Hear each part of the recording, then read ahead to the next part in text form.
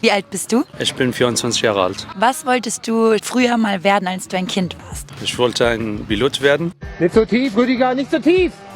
Nicht so tief, Rüdiger! Also ich studiere momentan Mechatronik und ja, also jetzt mein Traum ist, Mechatroniker zu werden. Was hat sich oder wann hat sich das geändert und warum? Als ich 15 war ungefähr, meine Cousine hat Mechatronik auch studiert und er hat auch davon erzählt, was da gemacht wird mit Robotika und so weiter. Ja, Wurdest du inspiriert? genau. Ich will in Richtung Entwicklung arbeiten und da muss man neue Sachen entwickeln und so weiter und das macht Spaß für mich. Vielen Dank.